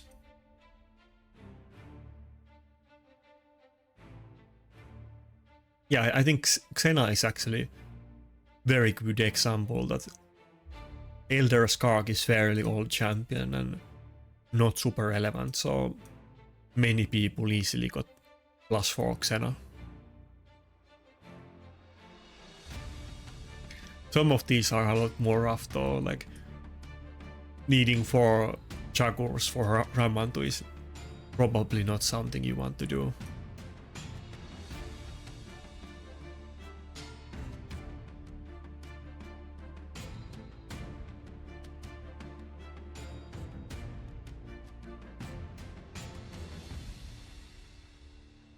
Oh, okay.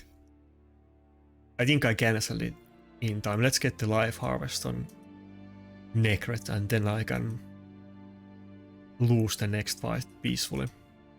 Yeah, so I have 219 accuracy. It is kind of okay. It can definitely proc polymorph sometimes against the enemy nukers, but unlikely that it's gonna proc it against Sithis or Duchesses or like support champions, even if they are not built in resistance. And most of the endgame Macon 7, just because of faction guardians and empowerment, have like 300-400 resistance regardless of their build, so it isn't gonna be enough against them.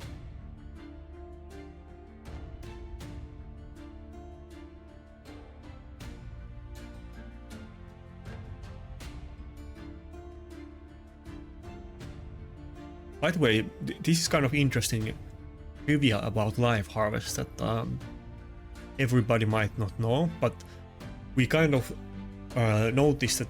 I think it started by me asking about it in the clan Discord long time ago. I don't remember how long, maybe like 6 months or a year ago. Because I saw that it was like capped, like how much you can reduce the enemy HP with Life Harvest. And I wasn't sure if it was bugged or if it was like a visual bug or there was some kind of cap on it or something. And nobody in our Discord knew, but we kind of tested it and we kind of speculated that it does seem like the HP that you can destroy on enemies is capped. And yeah, then we asked from Zap from HH Gaming, and then he kind of looked into it and clarified that basically you can only destroy the enemy max HP by 60%, So basically the same that Rotos A2 can do. I was kind of thinking that maybe it's copy-pasted from it. I think there's some, I forget what, but I think there's some other destroy max HP effects in the game that have different cap than 60%, unless I remember wrong. But this one is capped at 60%, so if you have multiple champions with Life Harvest on your team, they can all definitely proc it, but if you have, let's say, 2 champions with 6-star Life Harvest, then if enemy dies just once and you have 2 champions with this, then they are already like fully destroyed of their max HP, and you can't reduce it any further. But maybe you have like two champions at I don't know, 2 champions at 20, then it's still gonna take you twice, or yeah, but you get the point. So it's just something to note that multiple Life Harvests do stack, but you can only destroy 60% max HP. And of course Marichka can restore the destroyed max HP. So against Marichka it doesn't do much, but if they don't have Marichka, it can be very powerful.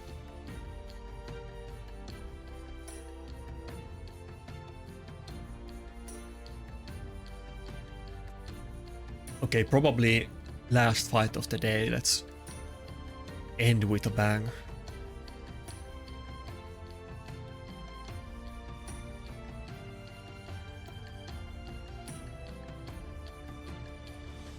Should I go with UDK or Necros?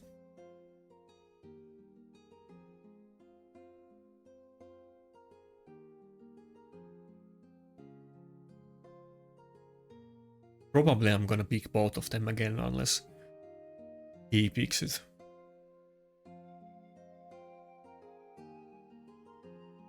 But since they took the Duchess, I think we're gonna go with the Helicat strategy.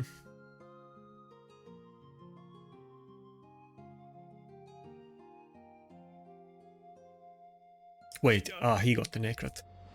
Damn it. Maybe I'll go with Arbiter and ban their Siphi. I could do that. Yeah, let's do it. I don't use my Arbiter a lot because it's not very fast and I'm not able to make most out of it, but I could ban George here too, that is an option, but if we ban the Siphi, pretty sure I'm gonna go first, so it might be okay.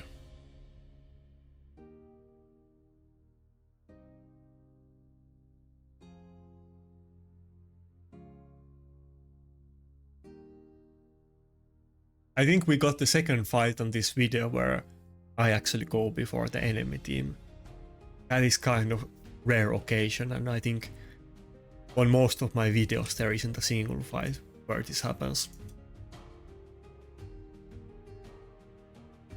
Yeah, we're just gonna polymorph the George. Get fucked.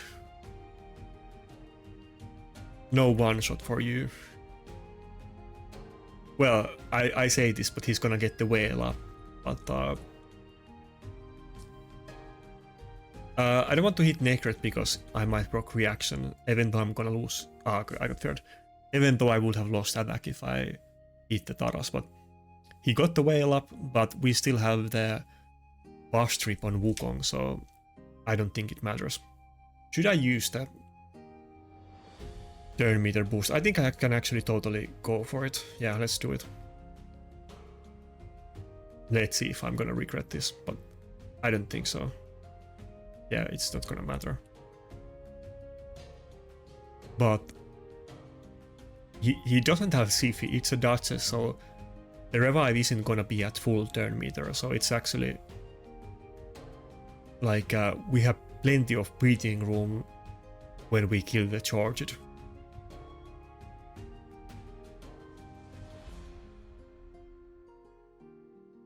I mean, Arbiter getting one-shotted isn't nice. I wish Wukong would have got in before the Taras, and if we could have just buff stripped him, then Arbiter would have survived. And also my Arbiter is in 4P Swift parry, so too bad that that set didn't proc. And we still make a comeback. Come on.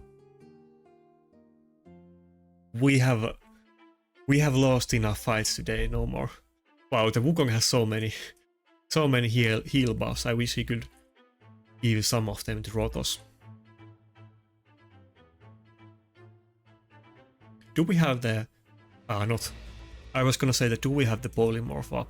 Not yet. Oh, okay, we got stun. I think that's it. Surely he can't make a comeback anymore.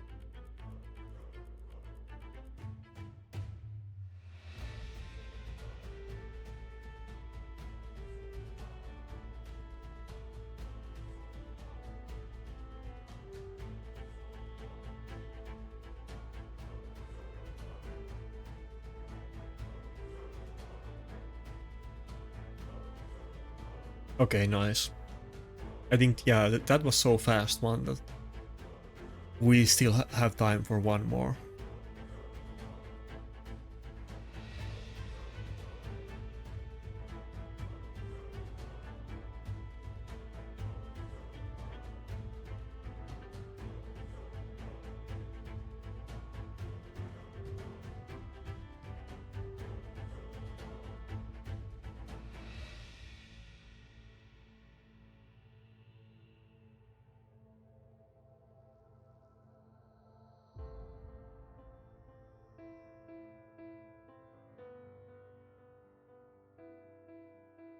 By the way, let me know in comments what you think about the Helicat strategy.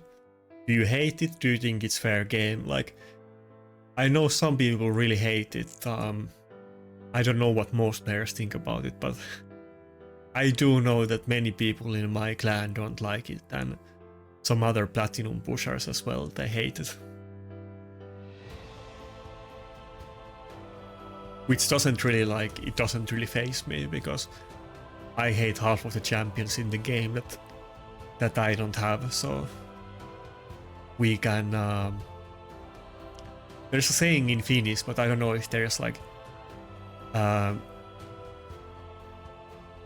equivalent version of it in English, but there's like, basically it says that you're like spreading the bad around to other people, and I don't mind doing some of that because I get triggered by many of the champions that I don't have every other fight, so if sometimes people get triggered by me doing very annoying Starly teams with Helicat, then not only am I not gonna feel guilty about it, but I might even get a little bit of satisfaction about it, to be honest. And I know that statement is gonna trigger some people.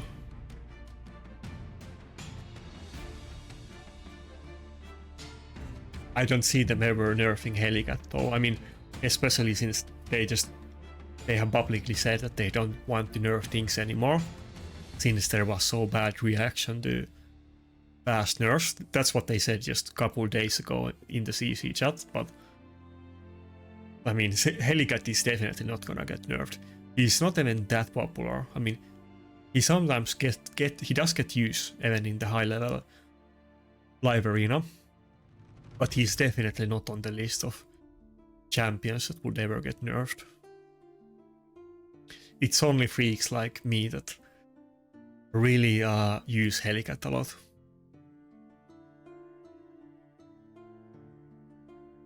I could even call myself Helicat connoisseur, because not only do I use him, but I have used him like from the beginning and in like various different forms. I have tried every Helicat build that I can do on my account.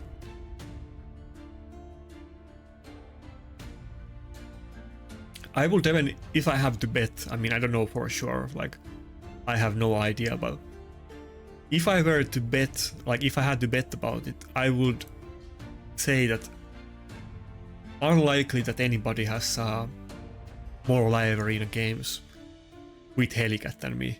Maybe somebody like Jacob might, but if I had to bet, I would say that I have the most games with Helicat. But who knows? And not like it matters, but by the way, it would be kind of fun if Plarium would release more those kind of statistics.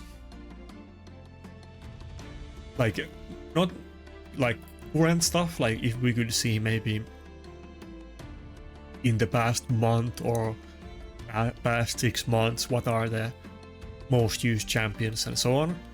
And maybe even some historical data could be very interesting. I know that, is it Hellhades website or some, yeah, I think it's Hellhades website. I think it does track some of the live arena statistics. But even outside of live arena, it would be kind of cool if Plarium would release some random statistics from the game. I think they did it in the past at one point. It's many years ago, maybe like 3 or 4 years ago. I remember when they talked about how many people had maxed Great Hall, and I think there was also some other statistics during the same stuff, but I forgot about them. And I guess when we had those videos about your... What were those videos even called? Like those personal videos where you could see how many dungeons you have done, and then it also compared you to other players in some of those statistics. I hope we get that video this year again. I guess they do that video.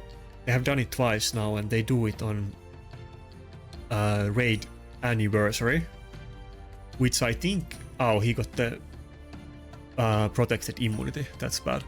I think the Raid Anniversary is like end of February or beginning of March, or maybe it's like the last day of February or first day of March. I think it's something like that, so we're probably gonna see it soon.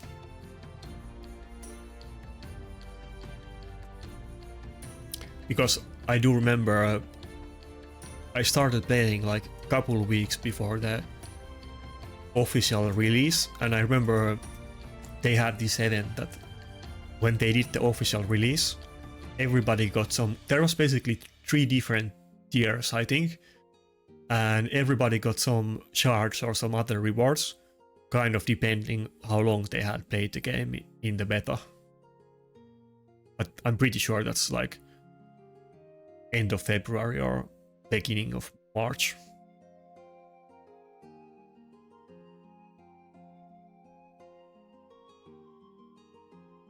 Okay, I think we lost Rotos. I mean, we definitely lost Rotos, but can we still finish off the fight with Helicat? It may be possible. He does have very squeezy Siphi.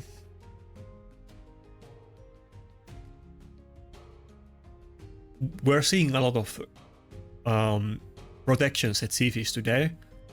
I don't know if it's because they have multiple Siphis and they are using it just because I have Wukong, or if I have not noticed it before, but I think we had at least 4 fights with protection Siphi.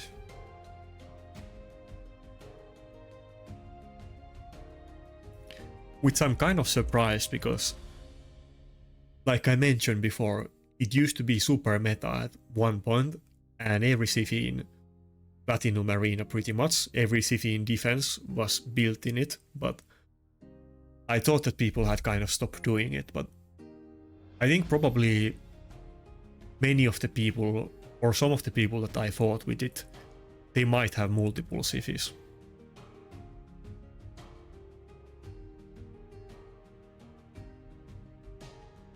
Come on, let's get the clutch win on the last fight. Let's see if he doesn't have defense buff and he has block buff, step buff on her. If she hits once with the A1 and then we do the A2, we might even be able to kill her outright. Well, probably not. Yeah, definitely not. But I think we're gonna use the A2 right now and we're not gonna hold on to it.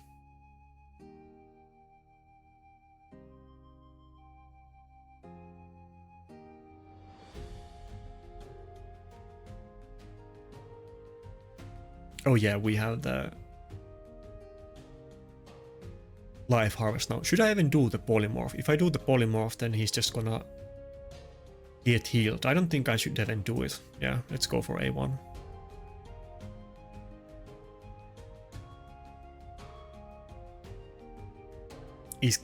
Oh, he got polymorph. That was actually good for him. It would have been better if he didn't get polymorphed. He would have just died again and get life harvested.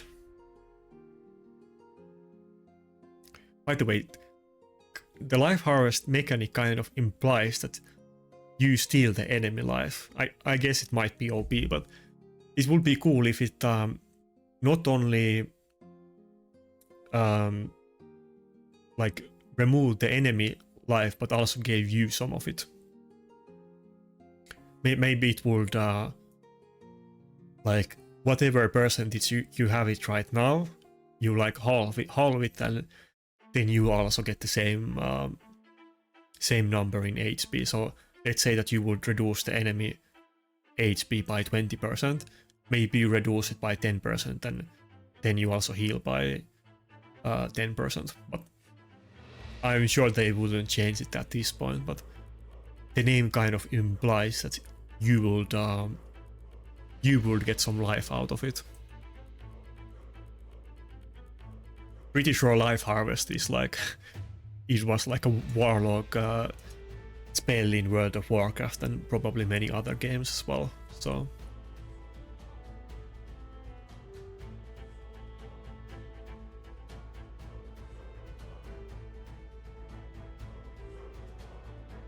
okay, I mean, we definitely could have done better today, but that was a very high point opponent, way higher than us, so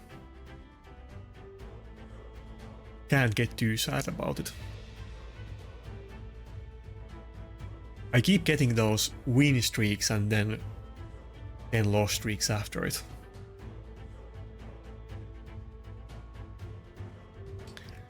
Anyway, shout out to Booter, who also does content.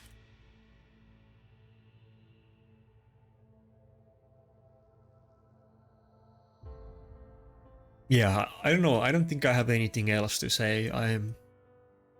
I'm definitely gonna use the same strategy on next video. So if you meet me, you know what you're up against and what you should do.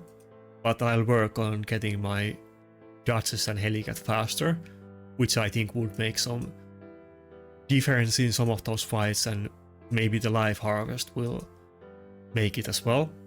But I do kind of recommend the team, and I think Nakarada is kind of very good addition to the setup, so that you get the immunity and just damage protection on Helicat and he gets a turn. But you will run Stone Skin Helicat in 4Ps, like if you happen to get good gear. I mean, I actually scratch that. That's definitely the end goal that you should do. Like, if I get where is my? If I get the pieces, I guess I should do it as well. But I don't think I have. Yeah, I don't have good enough. I guess it's a 5-star. We could almost use a 5-star amulet, but I should probably aim for 4-piece lethal and 4-piece stone skin. I guess that's definitely the goal. That would be super OP. Yeah, then you would get the guaranteed first turn, and you could still do enough damage to kill the fights. Why didn't I think about it before? Yeah, if you can do it, especially if you can do 4-piece stone skin and 4-piece lethal or savage, you should definitely run the Helicat build. I don't know why people are not doing it. Maybe nobody realized it yet, or some people don't want to do it. But if you had the Helicat in both lethal and stone skin, which is possible now if you just have the accessories for it, that set is gonna be OP. I can't wait to get that, but it's gonna be super RNG to get. It has to be 6-star artifacts as well, not just 5-star ideally, and then you need to get the right stats and the right faction. So, but honestly, if I were to get like a banner or ring, I could probably, let's upgrade this. I could probably even go with this 5-star amulet, and yeah, it's only 7 less. That's okay. If I can get one more stone skin accessory piece, I definitely have tons of other pieces on stone skin, so I will definitely do that build when I can. Do I have any perfect bottom pieces? Oh, I don't actually. That's kind of unfortunate. But I'm sure I have many top pieces though.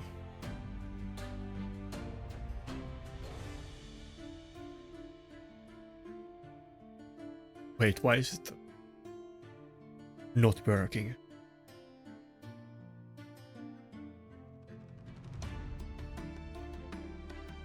Not that many. Well, I guess one is the only one that I need. Okay, this is a sick piece. Oh, we got even the triple speed. Oh my god, this is gonna be so sick piece if I can beat it in the build. Yeah, basically I only need to get one more stone skin accessory, and if I just get anything, I'm gonna chaosaur it and hopefully get something useful, and then I'm gonna do the build. I'm gonna lose a bit damage for it, but it is definitely gonna be worth it. Do I have any good... I mean, I'm sure I have good weapons, but let's see if I have any good gloves then if I didn't have bottom pieces. Yeah, okay, of course I have weapons. Not as good as the Penta shield, but I definitely have weapons.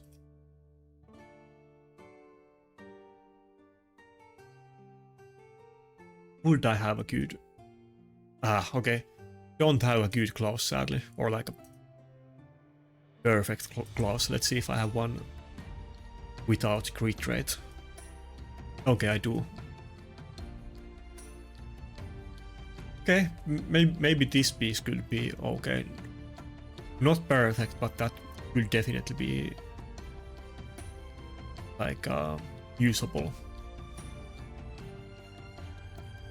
Anyway, some food for thought.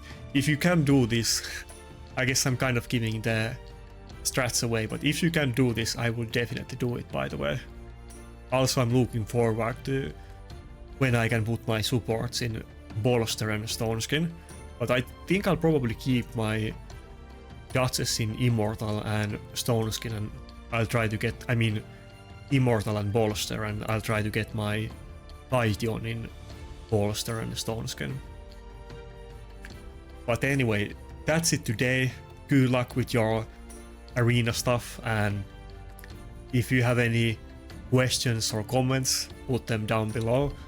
Or if you have any good suggestions what I should do.